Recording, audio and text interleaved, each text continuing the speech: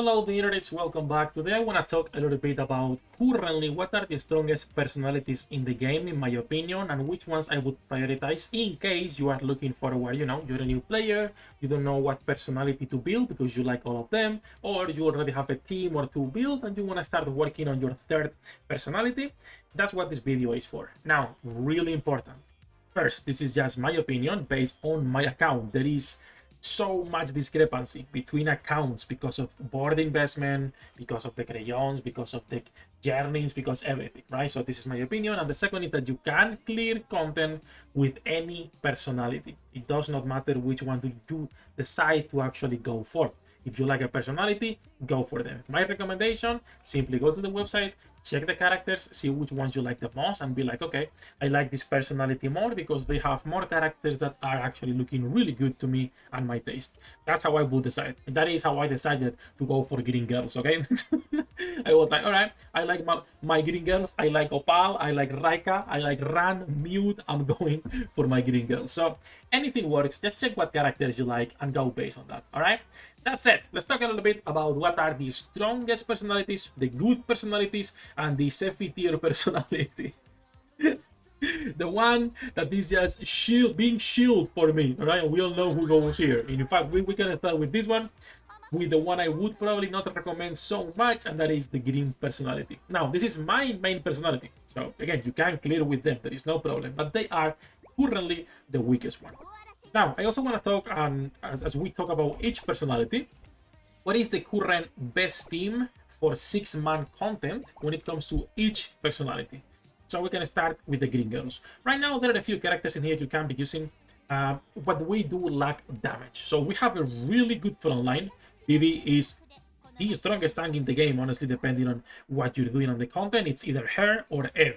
I do prefer Vivi over Ed, and then whenever Chloe gets a journey, she might be jumping again into the top, top 1, 2 again. But Vivi is one of the best tanks in the game for sure. So we don't have a problem surviving, and we don't have a problem keeping people healthy thanks to Naya. The problem is we do not have damage. So you have a great tank, a great healer, a great SP utility character that is one of the best units in the game, but there is no damage here.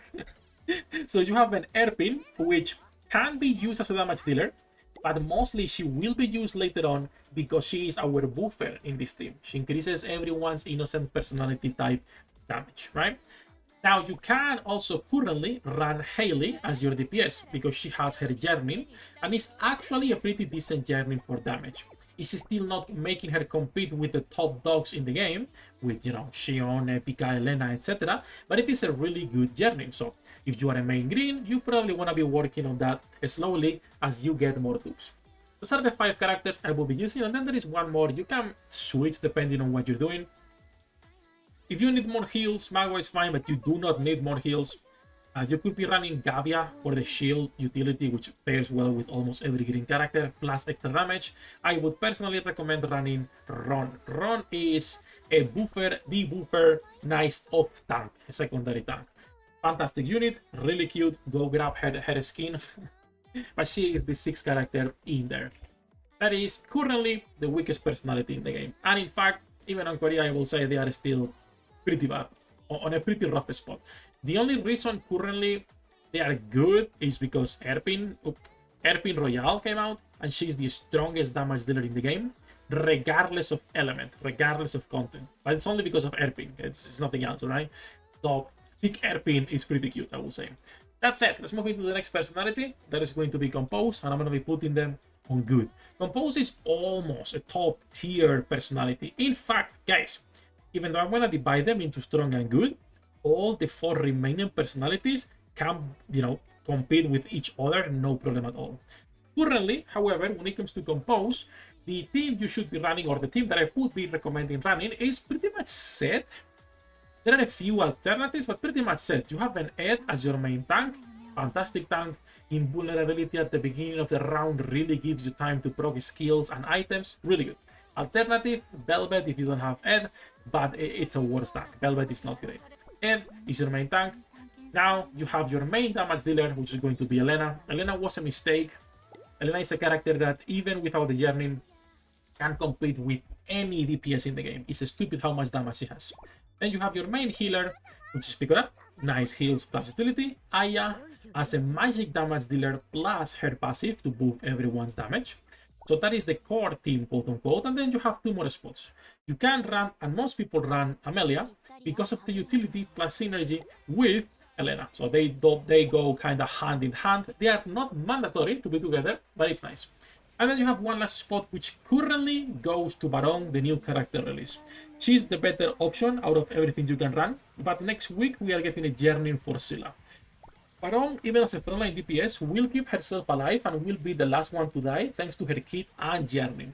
If you don't have her journey or you don't have Baron, then you can run Scylla for single target damage. You could be running Trickcal for extra damage, or you could be running Meluna even for the heals. Or even Sefhi for bosses and the silence she has. But most people are going to be running Baron as the new secondary frontline for the composting. Really good personality, one of my favorites currently, just because of the waifus and because of Aya. We can move into the next one, and that is going to be, I think, one of the most popular personalities, thanks to the first banner of the game, and that is the Press. And they are going to be going to the top here. Now, the Press is at the top for one simple reason, and that is that they are the most versatile team currently, because they have so many good units. Now, there are a couple of staples you will always see. The first is the Cat. The Cat is the main tank on this team. You can run a Snorky, but a Snorky moves too much through the map. So you probably want her as a secondary tank, sub-DPS utility, rather than actually running her as your only tank. But the Snorky is a pretty good character. Now, after your tank, you have your main healer slash damage dealer, and that's going to be both Xion and Yomi. These two characters are stupid. Xion as the best DPS in the game for any type of content, and Yomi because not only she is a support character, she can heal, she can debuff the enemy, provide utility, and her damage, if you build her correctly, is also rivaling any DPS in the game. For clear and AoE clear, Yomi is probably the strongest in the game. At least when it comes to AoE clears and big waves, because her ultimate, if you have a couple J codex, will destroy everything, honestly. So, really good characters. Now, after that, there is so many options you can run in here. The main healer here usually is Hilde. It depends. Some people might put Posher instead. It's a worse option, but can work too. But Hilde is the main healer here. And then this is where I said that they are so versatile, because now you have a Rim you can use as a tank if you don't have Komi, because of her journey. Or you could be running instead a Risti for more damage on the backline. Or you could be running instead something like a Blanchett for magic damage, or a Kyrian on your front line because she's also one of the best damage dealers here, right? Or you could be running, if you're dealing with assassins, something like Ashur on the back, and she's not only doing good damage, but making sure assassins cannot just kill your backline. So there is so many good options here. That is why they are so strong. I will say in terms of, just pure damage, all of them are around the same. The Press, Compose, Vivacious, and Mad, but with how versatile they do have the upper hand. Currently, what I've been running myself is usually Snorky, and the last spot I change based on the level.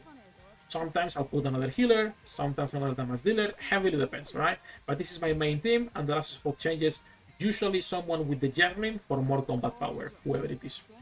That is for the Press, and then we can talk a little bit about Vivacious, and we can put Epica in here. I think Vivacious is at the point, honestly, where we could almost put them as strong. Like I was saying, like you could put everything on a strong and it will work, but I do believe the Press and Madness are having the upper hand currently when it comes to their teams and how much damage they can do. That said, let's talk a little bit about Vivacious, because currently they also have a bunch of nice options. Momo is almost the strongest damage dealer here, because you also have Epica, so it's kind of like, physical damage dealer, Momo the magic damage dealer, plus her clones will make sure everyone stays healthy. Then you have your healer, which is going to be Ui, also providing some nice SP utility, and your tank, which is the problem of this team. So you have either Rude or Selene.